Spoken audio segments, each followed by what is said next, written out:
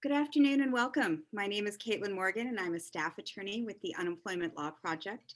The Unemployment Law Project has been around since 1984. We are the only freestanding legal aid office in the country that devoted solely to unemployment issues. We provide free legal representation and advice and counsel to people in Washington state whose unemployment benefits have been challenged or have been denied. We are here today with our weekly webinar. It occurs every Friday at noon. We are here to discuss the latest information on unemployment benefits, to provide you updates on a lawsuit that we are currently bringing against the state of Washington regarding the issues with the unemployment payments right now. And we're also here to answer your questions. So we'll share commonly asked questions during the presentation, and I will be monitoring the Q&A chat room so that we can address your questions live. We are here today with our Executive Director, John Turpak, and with our Policy Director, Ann Paxton. So John, take it away. There are no new updates on the petition for the writ of mandamus, but the big news, which Ann will report on in more detail, is that the House of Representatives passed the COVID relief bill, which, while not perfect, does have enhancements for unemployment insurance. It, of course, will take some time for this to be worked out, but it is good news, and things are moving in the right direction as far as more federal unemployment relief. So Ann, would you like to take it over? Thanks, John.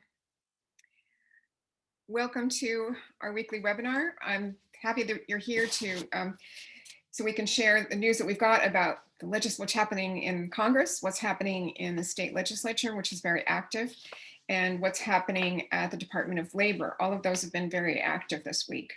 So as John mentioned, to start out with the passage on Saturday of the newest version of the stimulus bill known as the American Rescue Plan in the House. So this gets the Congress partway towards passage of this next round of stimulus.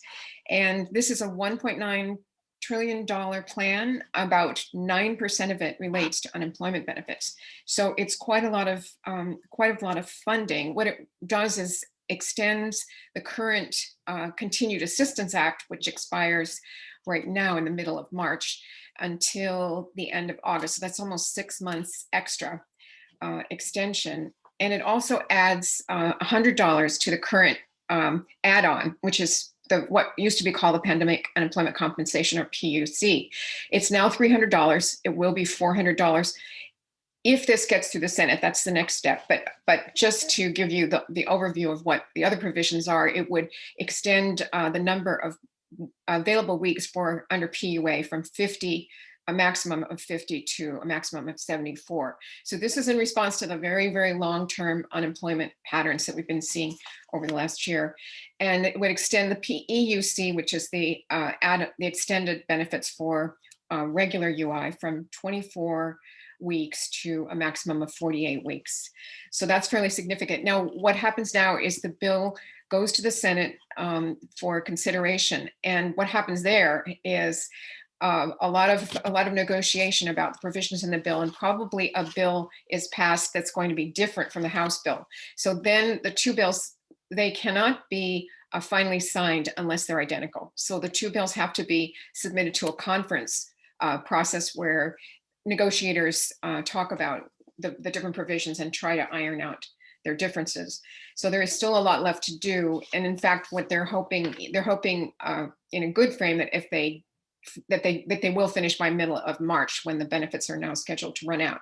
So they want to get it signed by then and avoid the problems that we ran into in December, when there was everybody fell off a cliff for a day because of the delay in getting the president's signature on the continued assistance bill. So we're hoping that won't happen with this bill.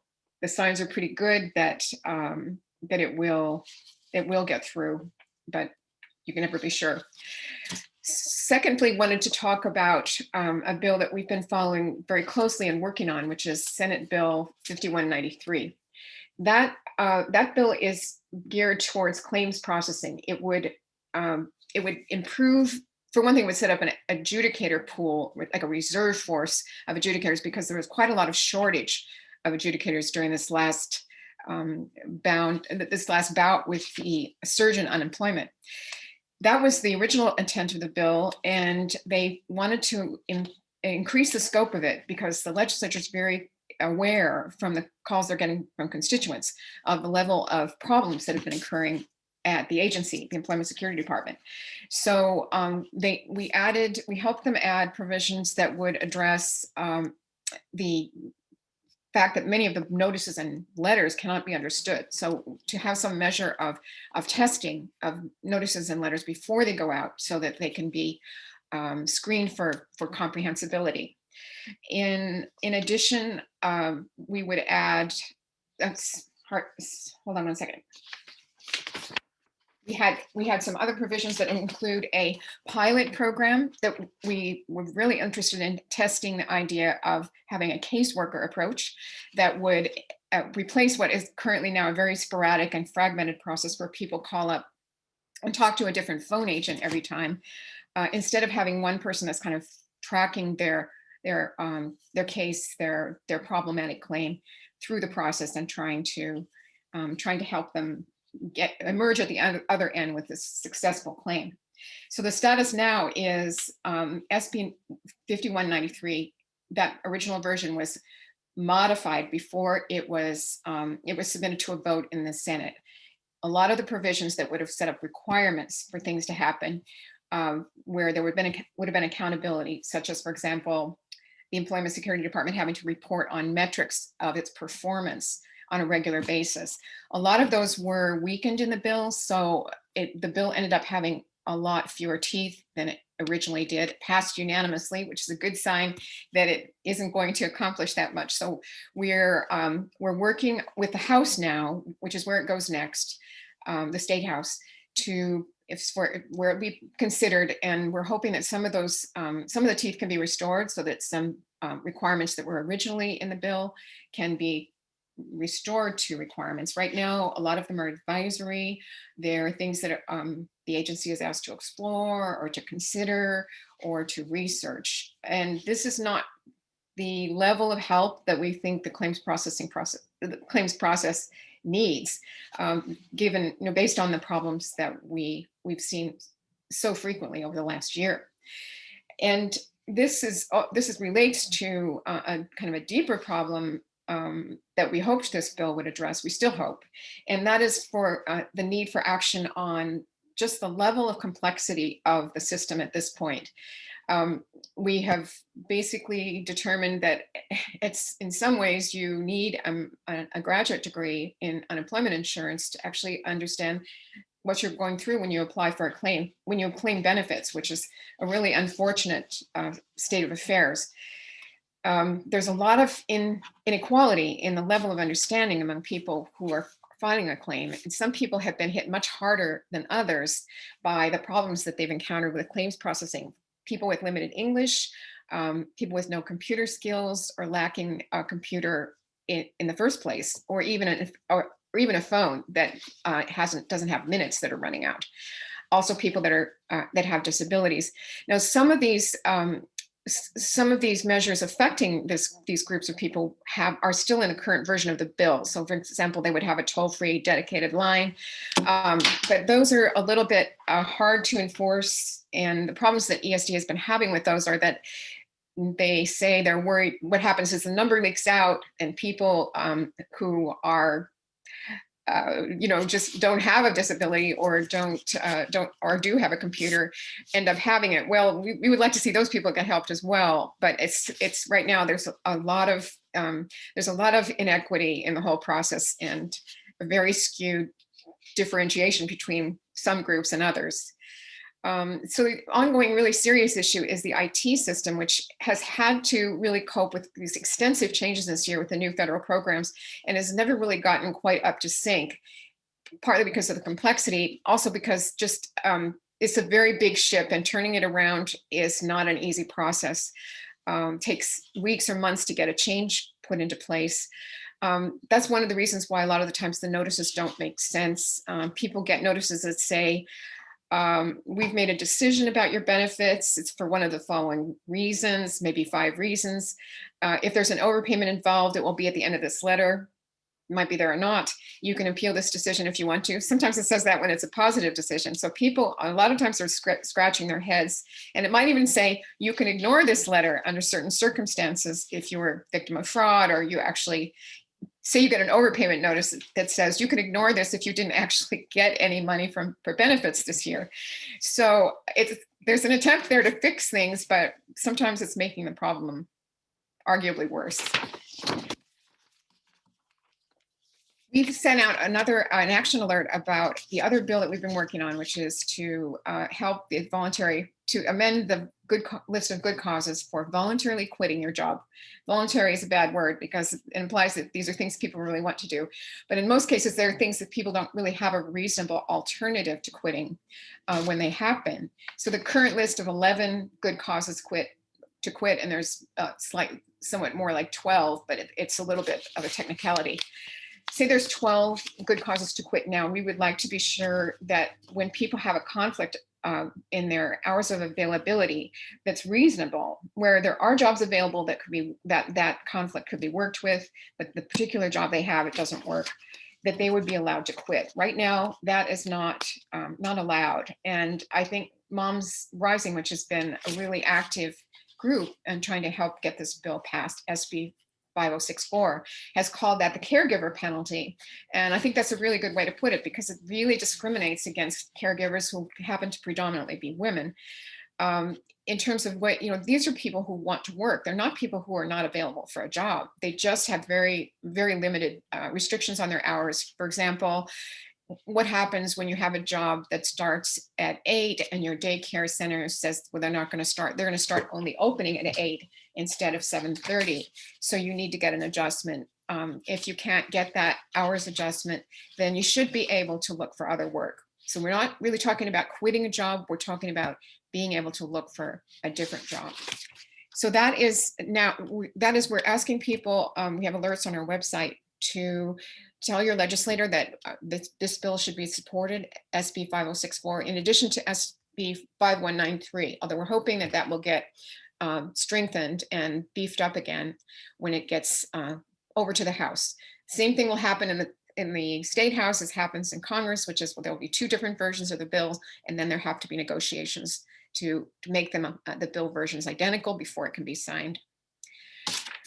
So I wanted to mention some very interesting new policies that are happening at the Department of Labor, which have strengthened the availability of PUA, Pandemic Unemployment Assistance Program. Those are the programs that have been available for people who are gig workers, who are part-time workers with limited number of hours in their benefit year, or who or have other reasons why they didn't actually qualify for regular benefits. So you have to be denied regular benefits in order to qualify for the federal program PUA.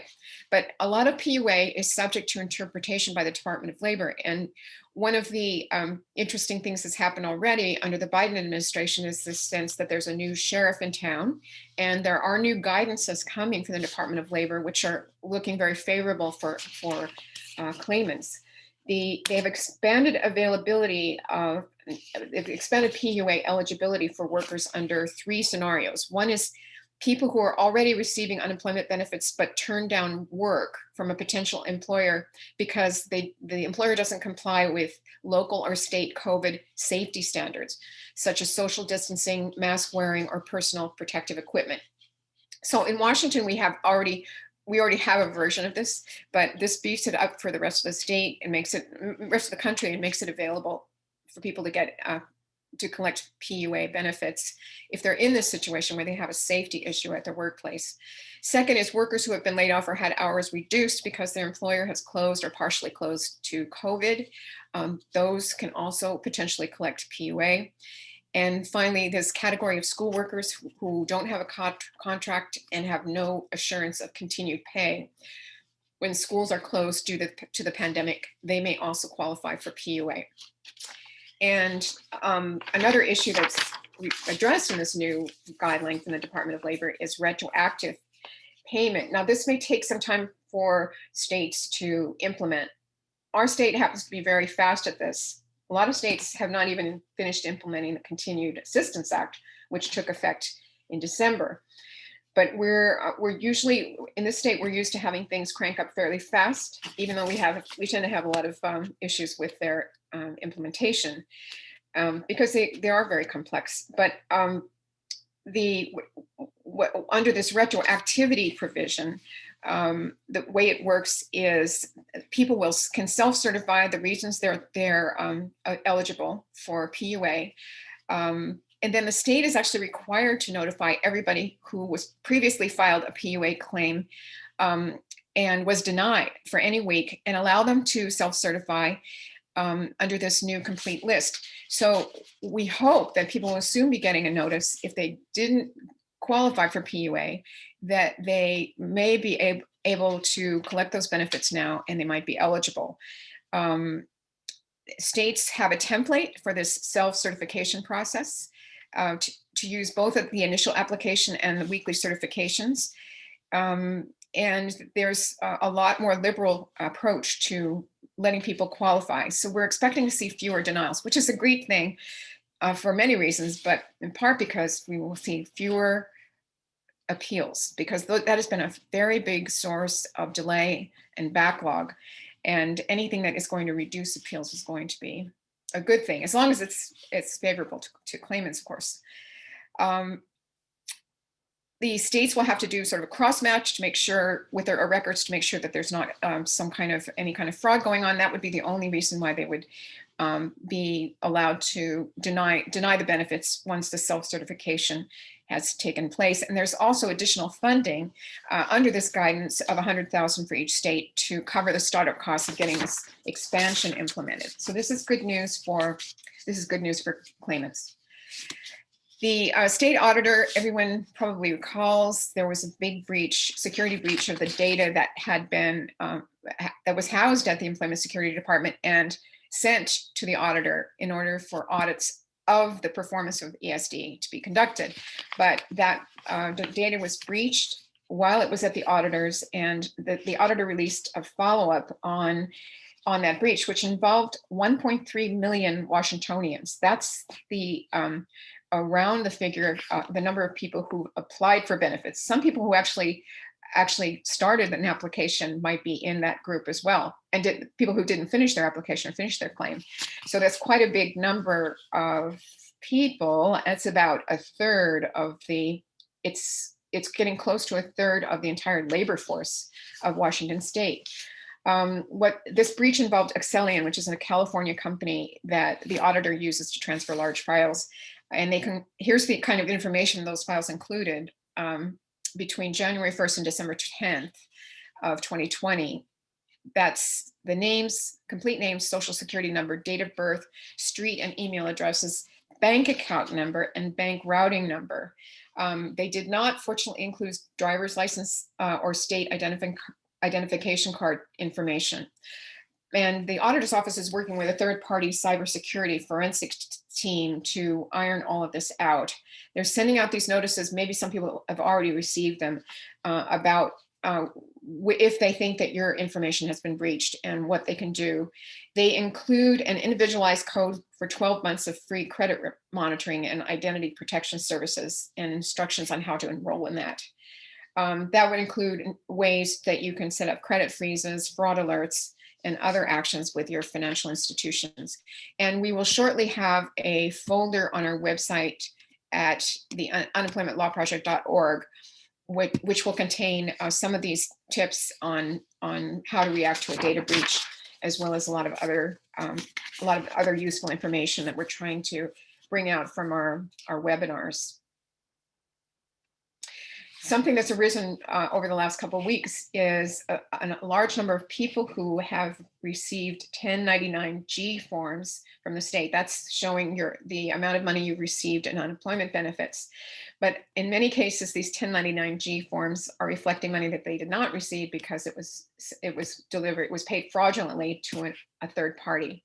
So what do you do with these? The first thing that has to be done is to contact the Employment Security Department and make sure they know that this was fraudulent, to have it zeroed out so that it can be corrected with the IRS. But in the meantime, if you're filing your taxes, which is also strongly encouraged, because in many cases you can beat a criminal to the punch who's trying to file taxes on your name.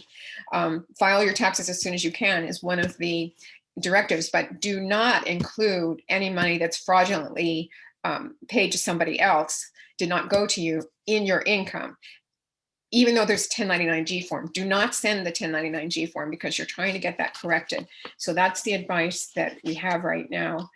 Don't declare it on your taxes if you didn't receive the money. As you know, unemployment benefits are taxable. That's a law that was passed back in the early 80s. Ask the Employment Security Department to zero out your 1099-G. And it's unclear what will happen in the case of an overpayment, where money, in the case where the Employment Security Department sent money to someone else fraudulently, and it says that you never got the money. However, the IRS may have gotten the money that was withheld. So that money might still be in your account. It's a little bit of a question mark right now what the status of that money is, and if it will ever be sent anywhere. Right now, when ESD imposes an overpayment, and there was money withheld, that's money that is going to stay with the IRS. It's not going to come back from the IRS. And the full amount of the money, not with the withheld money, the full amount is going to be part of your debt. So this is a very unfortunate aspect of the overpayment process. And one last thing is the need for the Office of Administrative Hearings has made known the really dire projections they have for overload, for backlog, and excessive numbers of appeals. Right now they have 31,000 appeals pending. Those are appeals that have yet to be given a hearing date. So under normal years, say the year before last, we would have expected to have a hearing date within about a month of the time an appeal is filed. It's now running about 4 months, but they're projecting, if there's no additional funding for judges, which is what they're requesting from the legislature, projecting a backlog of 70,000 appeals and a wait time of 23 months. So it's very important that this be addressed by the legislature. The request is in to the legislative committees, that appropriations and ways and means committees, that this $22 million for the next biennium be added in order to keep the judge, to assure that there are enough judges to handle all the appeals. And I just wanted to mention just kind of an overview of the state of the nation in terms of unemployment. This is from the Century Foundation, which is a national organization that covers unemployment issues. This is a kind of a good overview of what's been happening. The number of unemployment claims, new ones, has been oscillating around the 1 million mark for many weeks. The reality is that some 19 million Americans, that is nearly 1 out of every 8 workers, are currently collecting unemployment benefits. And that's, remember, over the course of last year, there were 40 million applications for benefits. Not all of those are still in place, and not all of those people are still unemployed. But the total reports, the reports show that new applications for unemployment came in at 1.16 million last week. That's 49 straight weeks that new claims have been over 1 million. Very, very extraordinary. The number of workers filing for PEUC benefits, that's the extension of regular benefits through the federal program, that's up to 5.07 million. That's a million more than it was the week before. With the vaccines increasing and the rate of COVID infections falling, it appears that unemployed workers still are not making a lot of progress, and that the expectations is that unemployment claims will stay elevated, even as we make our way out of kind of the unknown future of the pandemic and recovery from that. So that's where we are now, and there's a lot more coming this week. Back to you, Caitlin. Thank you so much, Anne. That was great. Lots and lots of information. So we do have some questions in the room, in the chat box. So the first question is from someone who says they have an overpayment of regular benefits and they want to know if they can actually if money can be taken from their PUC benefits to pay the overpayment from their regular benefits. I have to check on the actual details of this. I think for some of the benefits, possibly PUA can be, they can take 50% of it. There's some benefits that they can't take any overpayment amount from. That's because the point of the federal programs was to inject money into the economy. So they tried to narrow the amount of that money that was available for prior overpayments. Have to get the exact details on which benefits are 50% and which are actually excluded. Okay. And here is someone who says they have a large overpayment. They filed an appeal and has spoken with the representative saying that they may not be heard until April or May. They might not get a hearing date until then. Do we have any advice for somebody that's in a situation like that? Well, unfortunately, there's this backlog. And the Office of Hearings may be hiring more judges soon, and maybe that will speed things up. I don't have any specific advice, but in general, I've been advising people in dealing with this is to contact your state senator and representatives just to talk about the situation so that they're aware of the need to process claims in a timely manner and also fund the hearing office so they can hear these cases as quickly as possible. We get hundreds and hundreds of calls every week like this, and unfortunately, back prior to the pandemic, a person could get a hearing within maybe 3 or 4 weeks, and that was pretty typical. There were some problems, of course. There'd be glitches, or there'd be a series of hearings where there would be some delays, but it was pretty normal now. And I'm glad that the hearing office is moving ahead with hiring or moving to get more money to hire more judges. You can call the hearing office, the Office of Hearings in Spokane, to periodically check on your appeal to see if they've received the file. That might be good. I would call them too often, though. It just jams up their work. But I don't know if there's anything you can do with your audio, but it's very muddy and very hard to understand. I don't know if you can adjust anything. So you can contact the Office of Hearings is That's better. That's better. okay. You can contact the Office of Hearings and see if the file's been received. It takes a couple months for them to get the file. Even if they don't have a hearing date, you'll know that it was received and is in processing.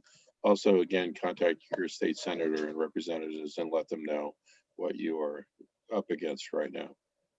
And do it immediately, because they are in the midst of considering this budget request, which is a lot of money, $20 million, but desperately, desperately needed. So here's a question about waiver of getting a waiver for an overpayment benefit if you have voluntarily quit, but it's not a reason that is enumerated in the statute. So you voluntarily quit, you end up with an overpayment. Would that person still possibly be qualified for a waiver? And they want to know, what is being at fault that you're not qualified for a waiver for? Well, a waiver is when a payment's been made and there's a consideration if a person's later determined to not be eligible. And they look at fault and financial hardship in terms of repayment. Financial hardship is usually easy to prove, showing that you don't have liquid assets or current income to pay it back. That of course paying it back would come out of your basic living expenses.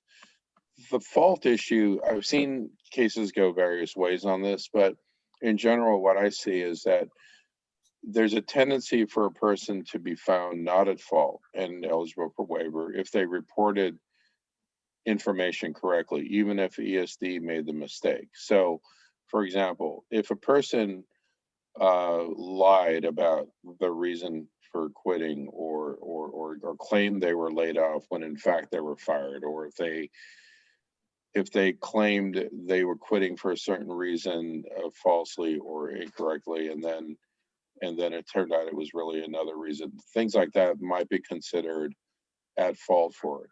In general, what I'm seeing in these hearings recently is that in general, judges find that claimants are not at fault because they did report. They can tell, the judges can tell from the paperwork that, I quit my job due to workplace harassment. Maybe benefits are granted. Maybe at the hearing, it turns out that the harassment didn't rise to a certain level that would qualify. They are friendly to a waiver because, again, the information being provided is basically correct. There's no misrepresentation or things like that that would cause a person to be considered at fault. And if it is a safety issue, some of that should be covered with the new changes that came in under the new Department of Labor guidances. So you want to check into those if your quit had anything to do with worker safety. Okay, so here is, let's see, another person.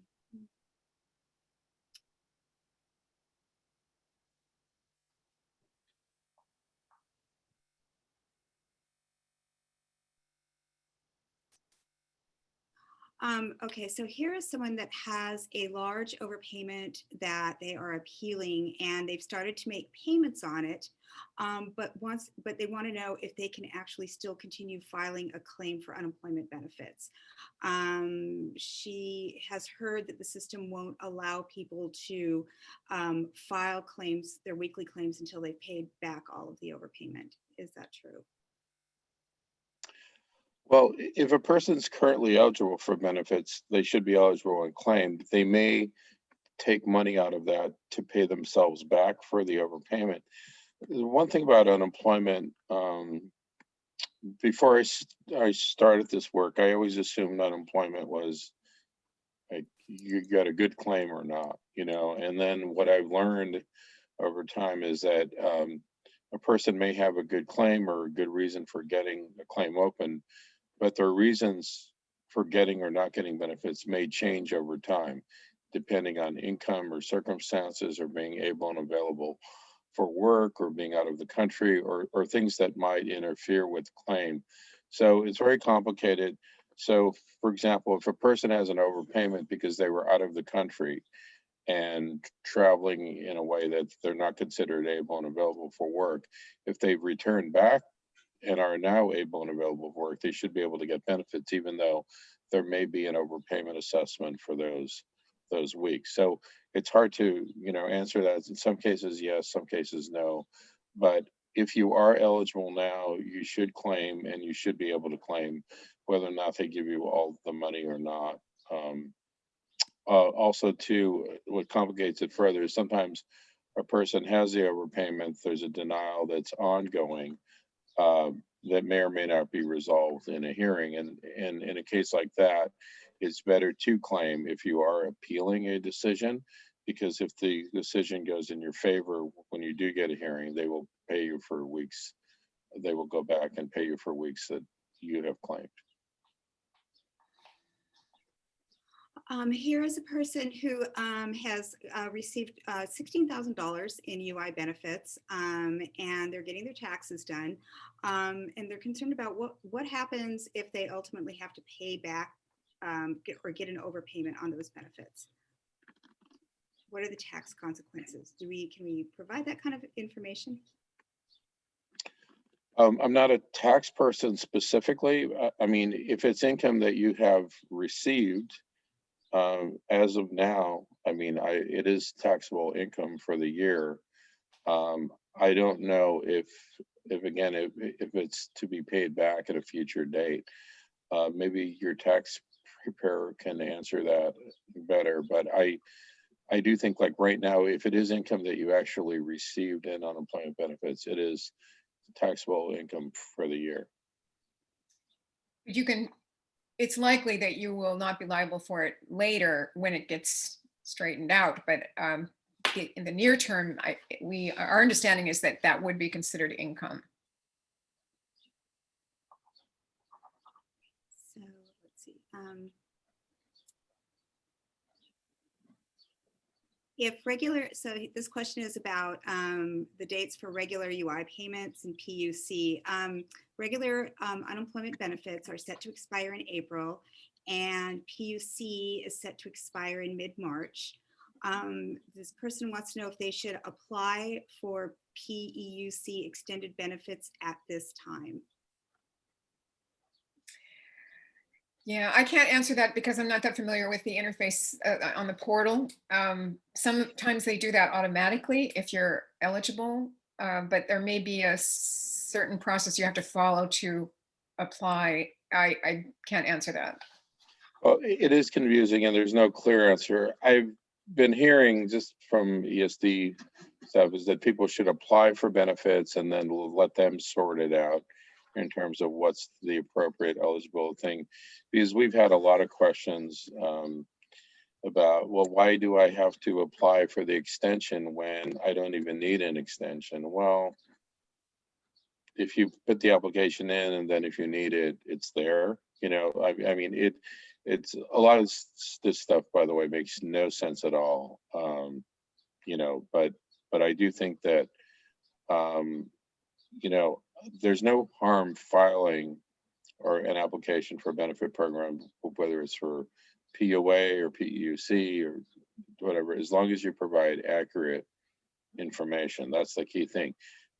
Going back to the question before about a waiver, like when can a person be denied a waiver? One of them is that if you're not providing accurate information knowingly, you know, and so you want to do your best when you do apply for any benefit program to be as clear as possible. Another listener wants to know a little bit about being fired for misconduct. Is being fired for misconduct always considered being at fault, presumably for overpayments? Well, it's complicated by a statute. RCW is something in RCW Title 50 that says overpayments as a result of misconduct are not eligible for waiver. It's a law they put in 2003. It's very bad. It's been there. I would like to see it go. But so if you, for example, were granted benefits and lost that you're hearing, and the you know, let's say you were late for work and originally they said, well, maybe you had good reason for being late, but at the hearing, the judge didn't think it was a good reason and you lost, then you would have to pay it back and not be eligible for waiver. The only way to get rid of that overpayment would be to win that case on appeal on the merits. It's a very bad law. It leads to some very unfair results where people did in fact provide correct information as to why they were fired, and the ESD adjudicator found that it was understandable or excusable or, you know, such that would qualify a person for benefits. So right now it's not a question of fault, it's a question that it's a discharge for misconduct. And one note on that, before the Continuing Assistance Act, which took effect in December, PUA benefits were not waivable. Benefit overpayments were not waivable. So that was fixed in the Continued Assistance Act, but it doesn't alleviate, it doesn't lift the fact that Washington won't allow a waiver for a finding of misconduct because the state rules for waivers would still apply. So this is something we would really like to see changed, this ban on a waiver for findings of misconduct. Here is a question from someone who did file an appeal for a PUA monetary determination that apparently was denied, and they have not been able to get anywhere with ESD or get satisfactory answers. Their claim now says it's pending review and has been there for some time. This person wants to know if we have any advice about how they can go forward and get some answers and make sure that their request gets processed. The best advice, to be honest, the best advice I can give is be prepared to sit by the phone and try your best to get through. I have heard from several people that this has worked. Obviously, it's very difficult. There is some lightening up of the number of calls. We've heard in some cases it helps to call 10 minutes, 15 minutes before the hour instead of after the hour. That's throughout the day. Try several different times. If you can get somebody on the phone, you're much more likely to get that kind of situation addressed. Otherwise, you're just basically going to have to wait. There really isn't much option. Of course, you can write to your legislator. That's another possibility. Here's a question. I'm wondering about the difference between conditional benefits and regular benefits. What does that mean? Many years ago, when ESD was delaying paying benefits while they were trying to hear back from the employer or sort of processing the claim, there was some action or legal action or complaints about that in the past. So they came up with a system of conditional payments, meaning we will start paying you while we are still investigating your claim, with a warning attached saying that if it's found against you, you're going to have to pay it back no matter what, and meaning it would not be eligible for waiver. So this was a long time ago when people received their benefits by check, and the check stub would have that warning on. Recently, everyone gets their benefits either by direct deposit to their bank account or on a card. And so people don't receive those warnings. The practical thing about conditional payments or not is that it only really matters if there's later an overpayment assessed and there's a question of waiver.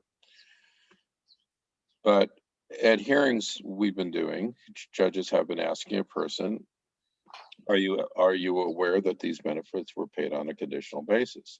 And everyone seems to be saying no, because there's no mechanism to warn them that they might have to pay back certain weeks. So judges have been pretty consistently, I can't speak for all of them, but in cases I've seen recently, they've been turning conditional payments into regular payments and making them eligible for waiver if necessary. And usually the finding is the person was not notified that they were paid on a conditional basis.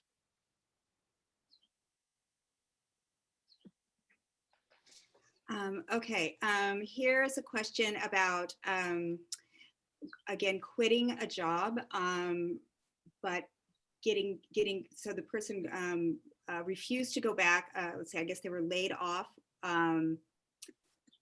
back in March and was eligible for unemployment benefits, got called back to work, but when they got called back to work, they were offered a third less money than they were earning before. So this person wants to know, is that a good reason to quit a job?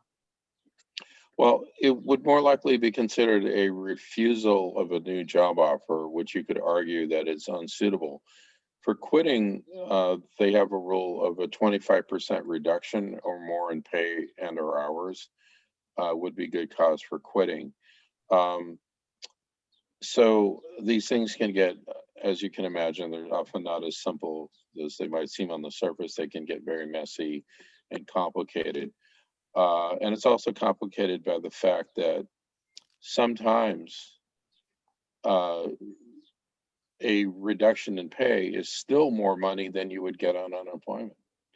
And it may be a better career move for an individual to take that job and then look for other work, because it's common knowledge that you're more likely to be hired if you're currently working than if you're unemployed.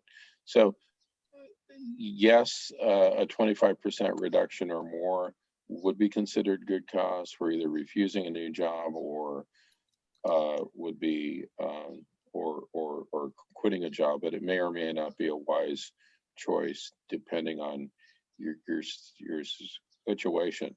Also, there's a question that comes up like in terms of a length of time of benefits, if this job that might pay less might go on longer, let's say a person was receiving some benefits and maybe exhausting benefits, and we don't really know how long it might go, it might be wise to accept a job. But here's the thing though, that I must emphasize.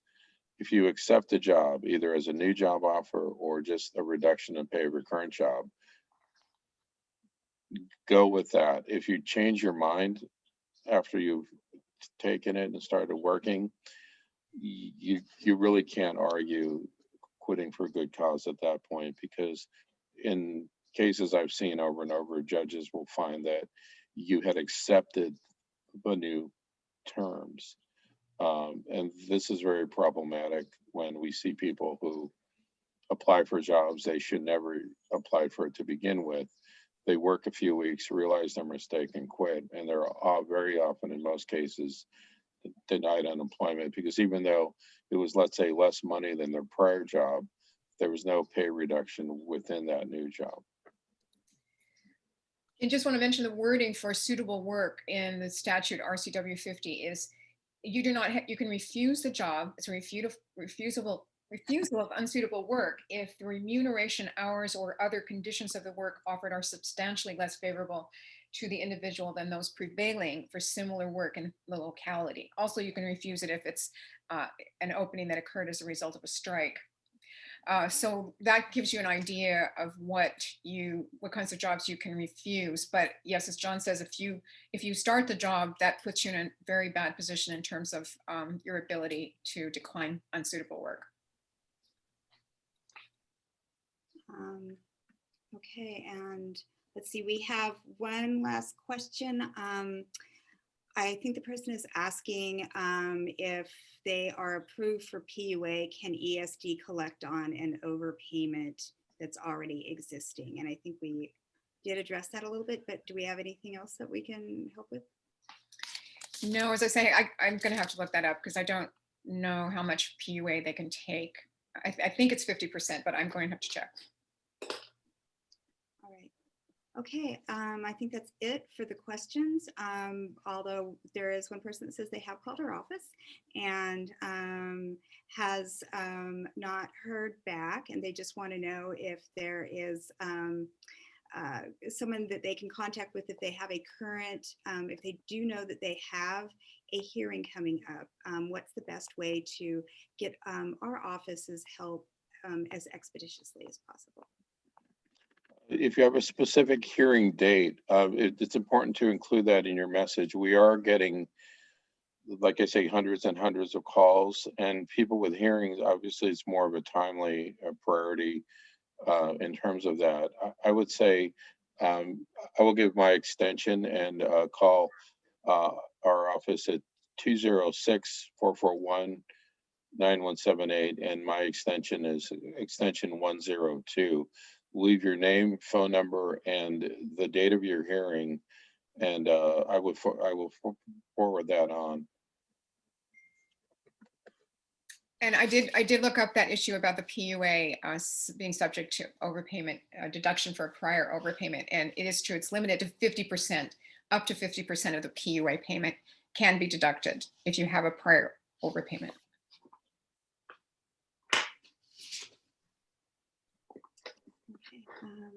I think that's it for the general questions. It looks like one more came in, Caitlin. Oh, let's see. So let's see.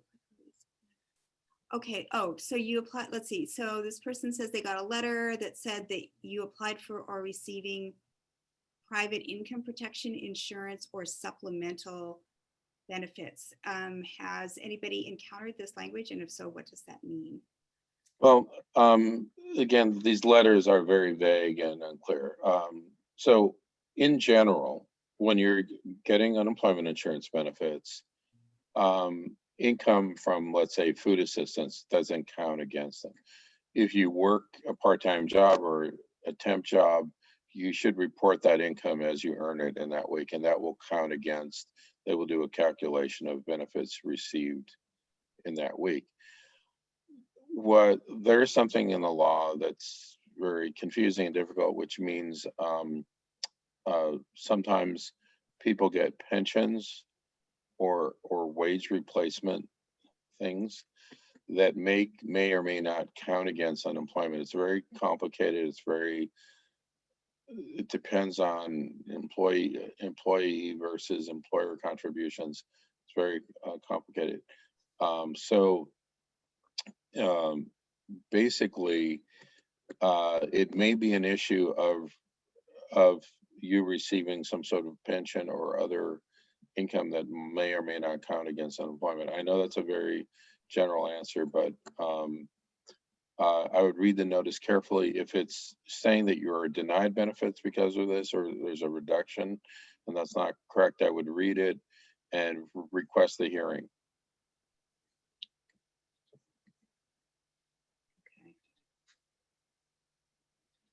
Okay, one last question. What about taking money out of PUC or any other federal benefits for overpayments? That I don't have the answer on. Yeah, I don't either. I haven't had any specific calls on that or any specific cases in our office that I'm aware of.